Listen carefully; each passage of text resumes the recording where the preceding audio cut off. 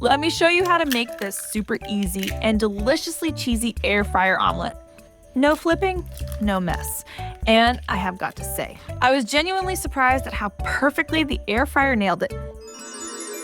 First, cover the air fryer basket with a layer of parchment paper or aluminum foil. Drizzle it with some olive oil, and then pour the eggs into the basket.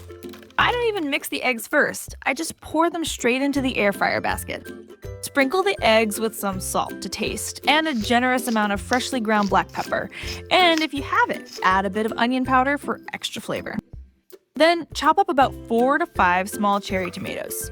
I like to use small tomatoes because they are naturally sweet and less watery, and add a bright, delicious taste to the omelet. Then just dump the tomatoes into the air fryer basket. Then add a handful of spinach or any greens or veggies you like or have. Arugula, kale, mushrooms, or bell peppers all work great. Now, grate some cheese.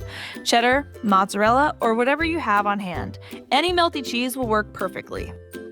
Sprinkle the cheese on top, and the omelet is ready for cooking, all set for the air fryer to work its magic. Preheat the air fryer for a few minutes and air fry the omelet at 180 degrees Celsius or 356 degrees Fahrenheit for 12 to 15 minutes. And voila, the air fryer omelet is ready. Yum. This air fryer omelet has a soft, tender texture, a cheesy golden top, and egg yolks that are set but still slightly soft and creamy. If you like this easy air fryer omelet recipe, then you'll be surprised how easy it is to make the best crispy air fryer chicken strips. Check out my crispy chicken strips recipe next here.